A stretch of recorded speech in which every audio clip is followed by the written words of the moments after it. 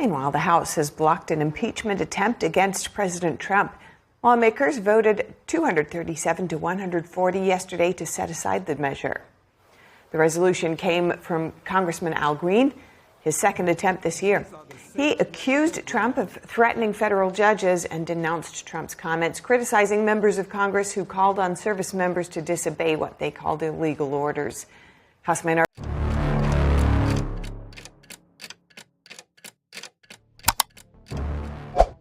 Selon les informations disponibles dans les registres publics, les communiqués officiels du Congrès et les déclarations faites lors de récentes sessions législatives, la Chambre des représentants des États-Unis a recommencé à discuter du recours à la procédure constitutionnelle de destitution à l'encontre du président Donald Trump à la suite de la présentation d'une nouvelle résolution identifiée comme HRIS 939.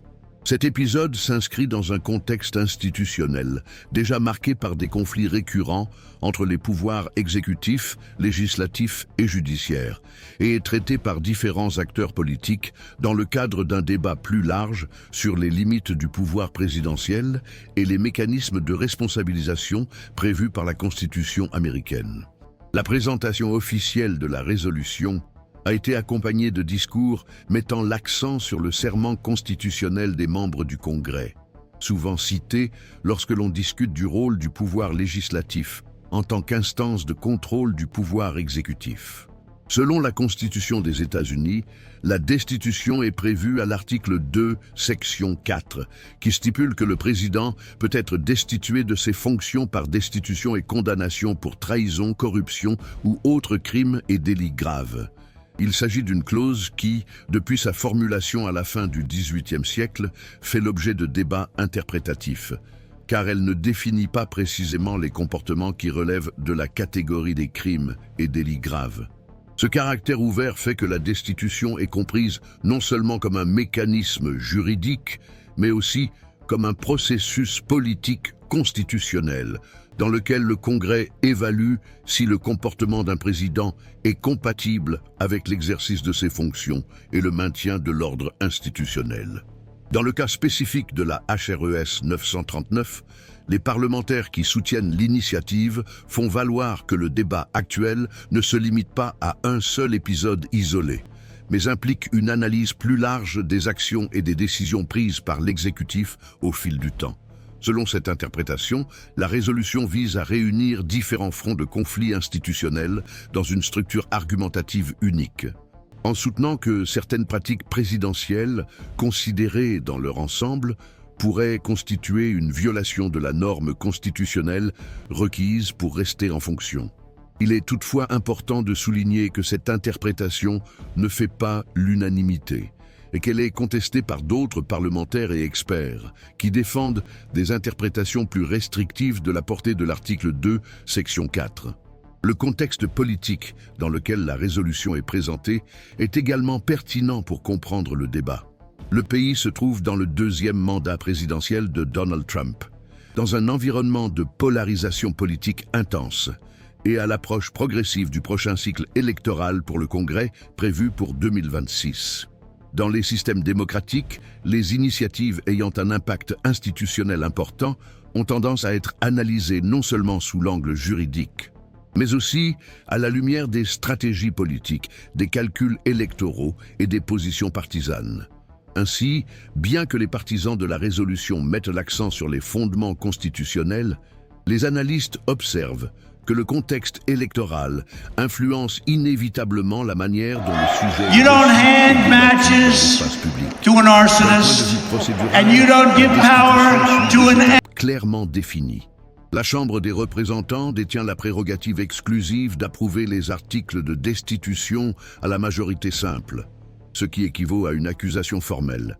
Si tel est le cas, la procédure est transmise au Sénat, qui agit en tant qu'instance judiciaire.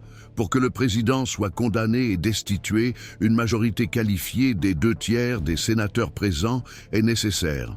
Cette conception institutionnelle a été conçue pour rendre difficiles les destitutions précipitées et exiger un large consensus politique. reflétant l'intention des constituants de faire de la destitution un recours exceptionnel, réservé à des situations considérées comme particulièrement graves. La récurrence du débat sur la destitution du même président a également fait l'objet d'une attention particulière.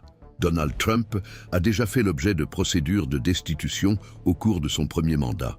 Ce qui amène une partie du débat public à se demander si l'utilisation répétée de cet instrument peut modifier sa nature initiale.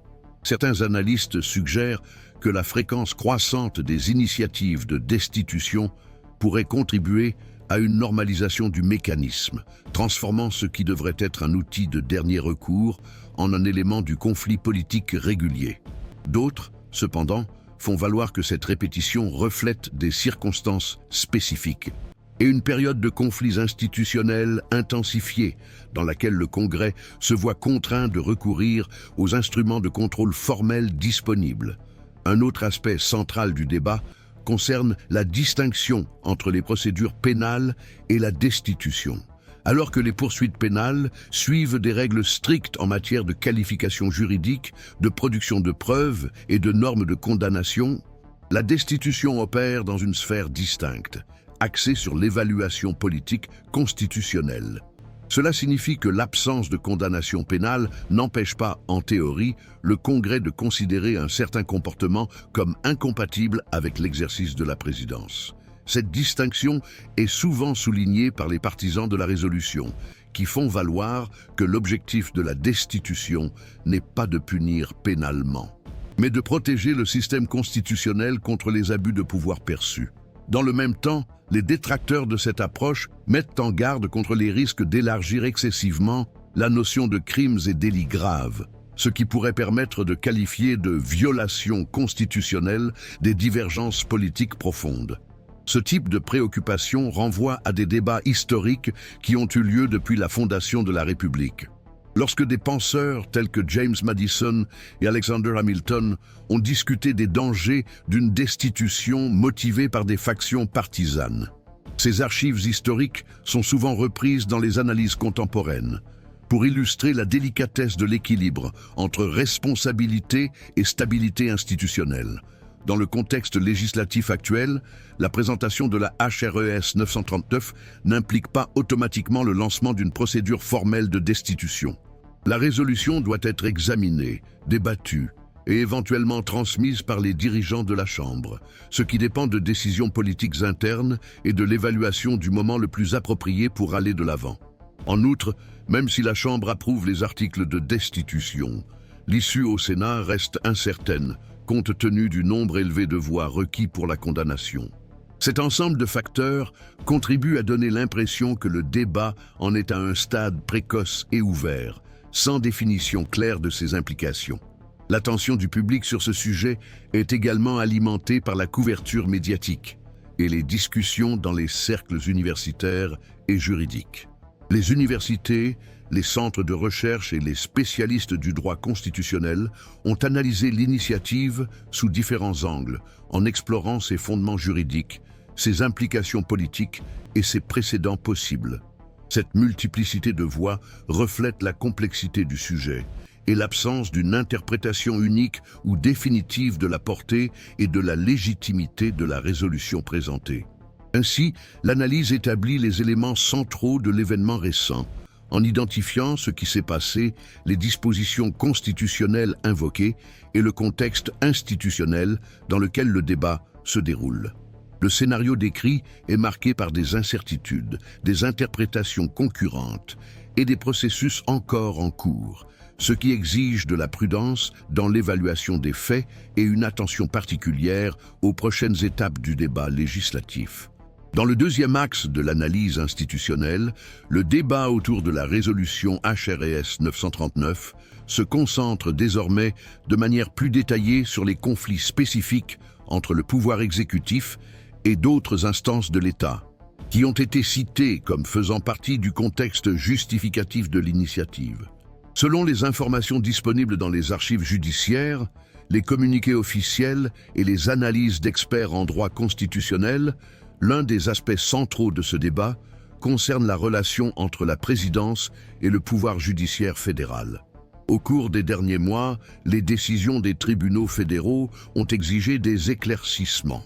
Le respect de déterminations spécifiques ou la présentation d'informations de la part de l'administration, ce qui a relancé les discussions sur la portée de l'autorité présidentielle face aux ordonnances judiciaires.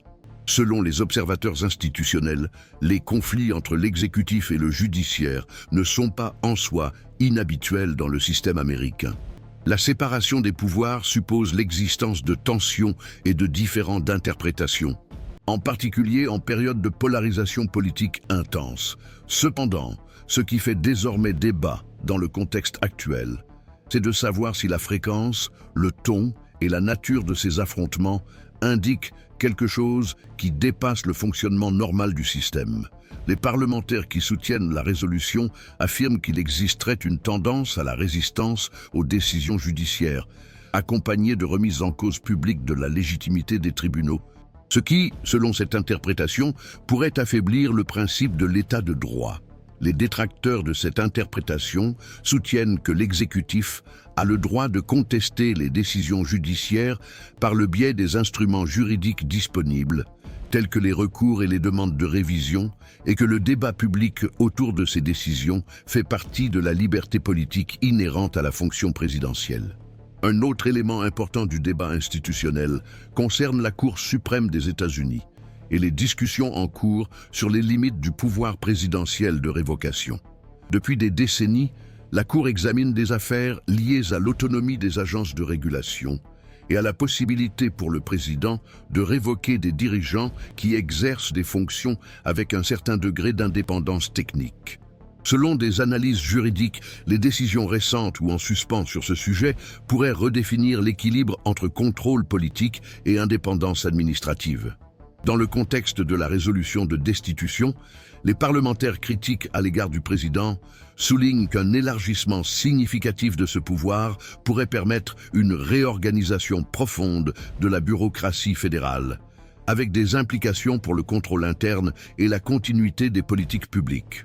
D'autre part, les partisans d'une interprétation plus large du pouvoir de révocation font valoir que le président a besoin d'un contrôle accru sur l'exécutif pour mettre en œuvre le programme approuvé lors des élections, et que la fragmentation excessive de l'autorité affaiblit la responsabilité démocratique.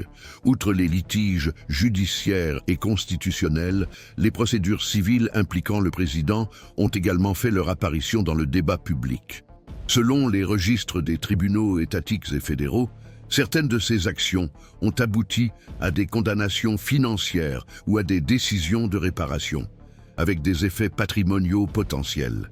Bien que ces procédures ne soient pas de nature pénale, elles soulèvent des questions d'éthique, de responsabilité et de conflit entre les intérêts privés et les fonctions publiques.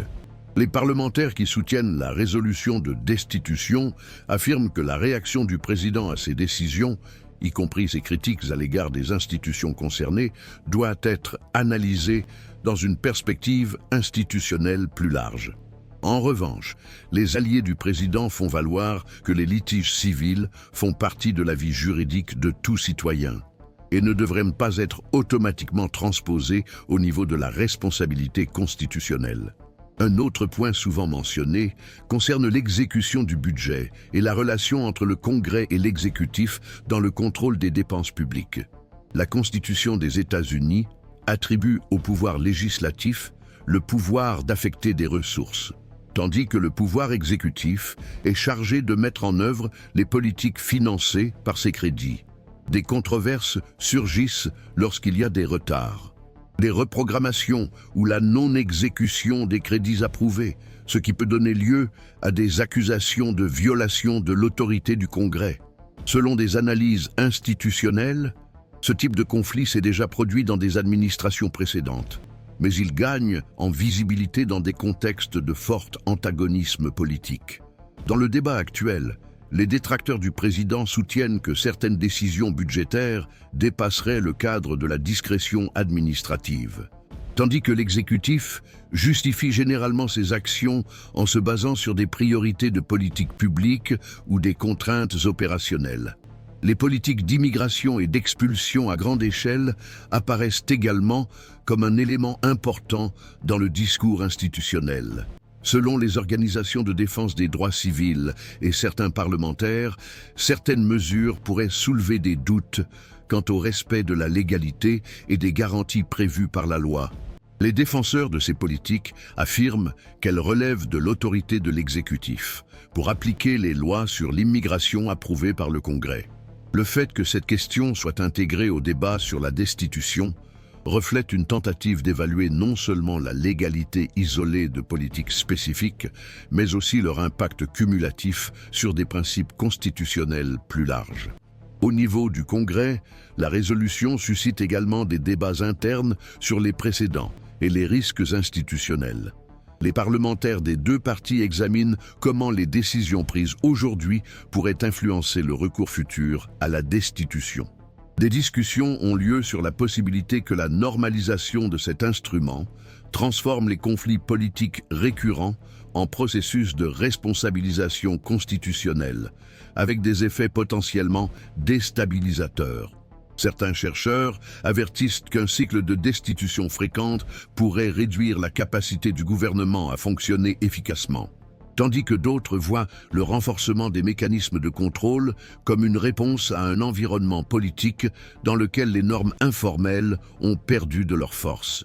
La littérature universitaire sur le présidentialisme et la séparation des pouvoirs offre différentes interprétations de ce scénario. Selon certaines analyses, le recours accru aux instruments formels de contrôle reflète l'érosion des pratiques traditionnelles d'autolimitation et de coopération entre les pouvoirs. En ce sens, le recours à la destitution serait un symptôme de transformation plus profonde du système politique, et non nécessairement la cause principale de l'instabilité. D'autres approches suggèrent que la clarté et la prévisibilité des règles formelles peuvent à long terme contribuer à rétablir l'équilibre institutionnel, à condition qu'elles soient appliquées avec parcimonie. La résolution HRES 939 ne peut donc être comprise comme un document isolé, mais comme faisant partie d'un ensemble plus large de conflits institutionnels en cours. Chacun des éléments cités dans le débat a sa propre trajectoire, des décisions en suspens et des interprétations concurrentes. Les tribunaux peuvent encore se prononcer, le Congrès peut ajuster sa stratégie et l'exécutif peut modifier sa position en réponse aux pressions politiques et juridiques. Ce caractère dynamique rend le scénario particulièrement complexe et rend difficile toute évaluation concluante quant à l'opportunité du recours à la destitution à ce stade. En outre, l'interaction entre ces différents conflits peut produire des effets cumulatifs difficiles à mesurer. Les analystes observent que, même lorsque chaque conflit pris isolément reste dans les limites institutionnelles, leur superposition peut créer une perception de crise ou d'usure du système. Cette perception influence à son tour le comportement des acteurs politiques, la couverture médiatique et l'opinion publique, créant un cercle vicieux qui amplifie la visibilité et la sensibilité du sujet. Ainsi, l'analyse souligne que le débat actuel sur la destitution est profondément enraciné dans une série de conflits institutionnels interdépendants. Il n'y a pas de consensus sur la question de savoir si ces conflits, individuellement ou collectivement, justifient l'invocation de l'article 2, section 4. Mais il est largement admis qu'ils reflètent une période de tension importante entre les pouvoirs. L'issue de ces différends reste incertaine et dépendra des décisions futures des tribunaux, du Congrès lui-même et de l'évolution du contexte politique général aux États-Unis. Dans le troisième axe d'analyse interprétative, la résolution HRES 939 est principalement examinée sous l'angle de ses conséquences institutionnelles, politiques et systémiques potentielles, sans pour autant attribuer à ce mouvement une issue automatique ou inévitable.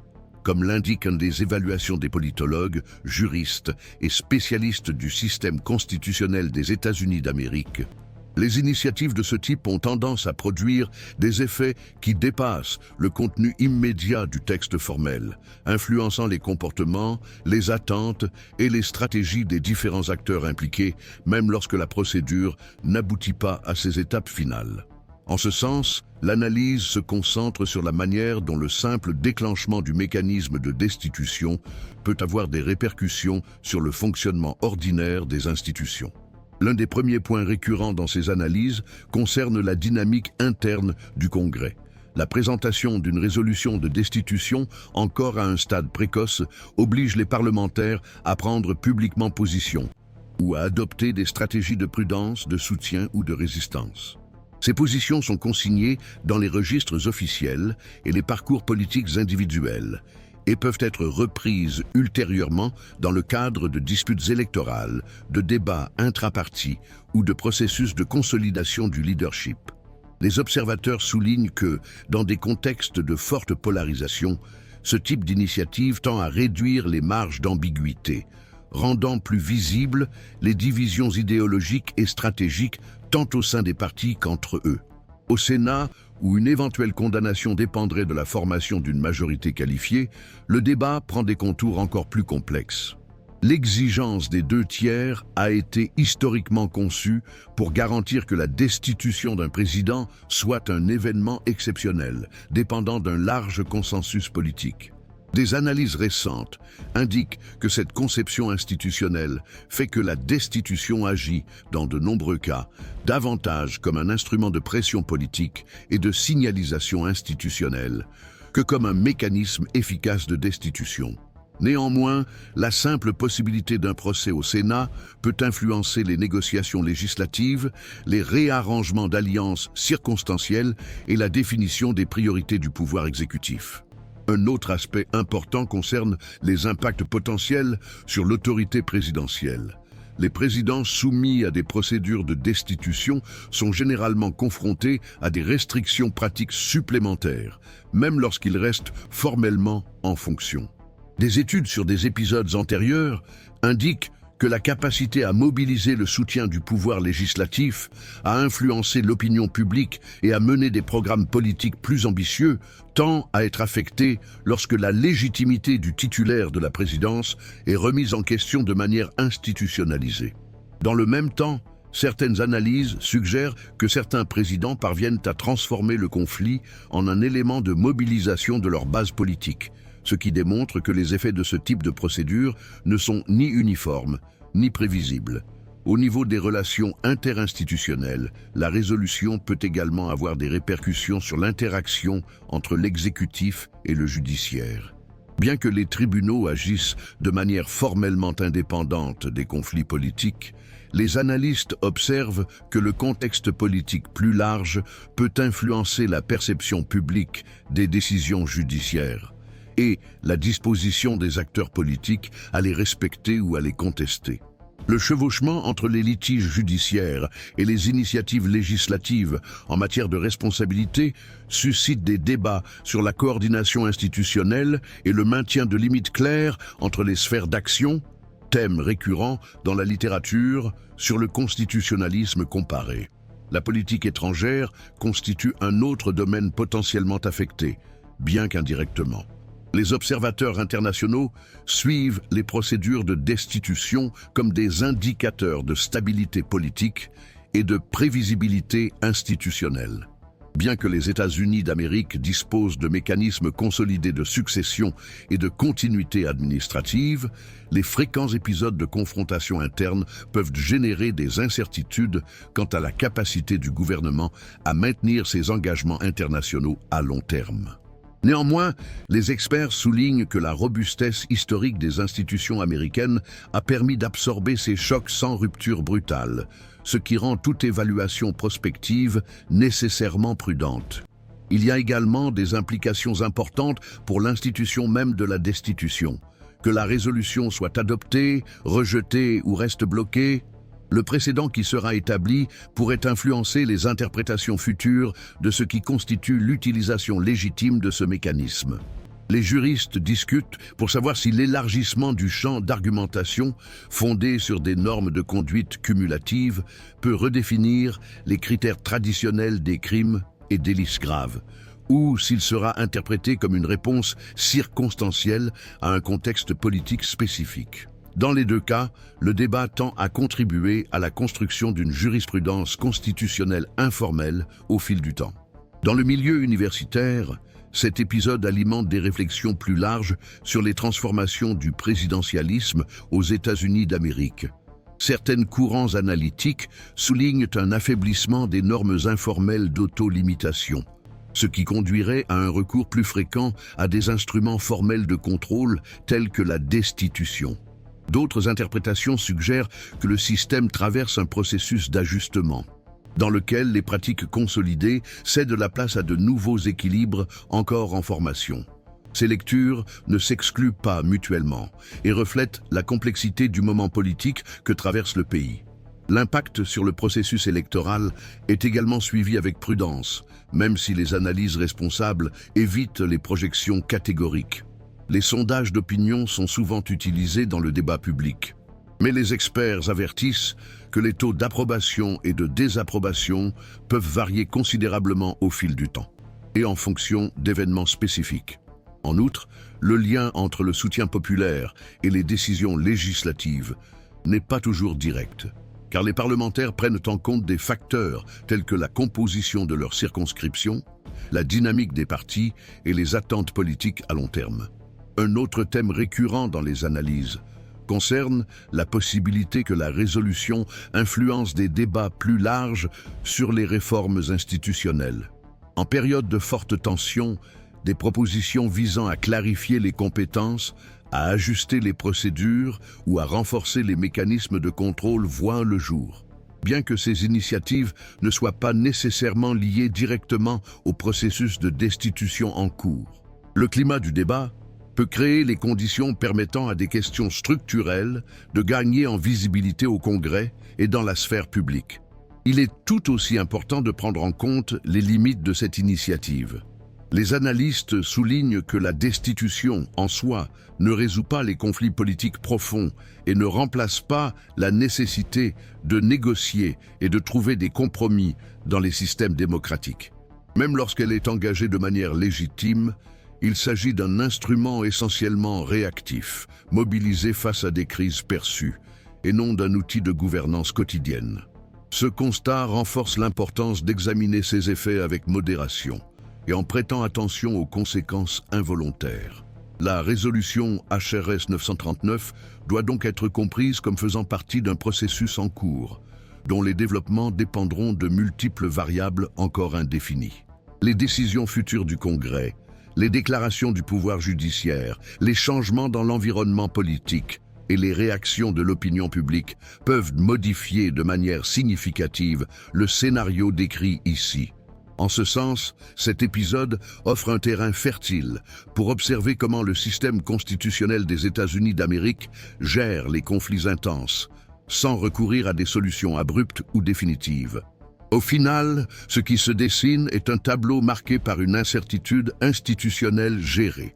Le débat autour de la destitution relance des questions centrales liées à la responsabilité présidentielle, à la séparation des pouvoirs et à la résilience démocratique, sans qu'il y ait de consensus sur la meilleure façon d'équilibrer ces principes dans des contextes de forte polarisation. Il reste essentiel de suivre attentivement ces développements pour comprendre non seulement le sort d'une résolution spécifique, mais aussi l'évolution plus large des pratiques institutionnelles aux États-Unis d'Amérique.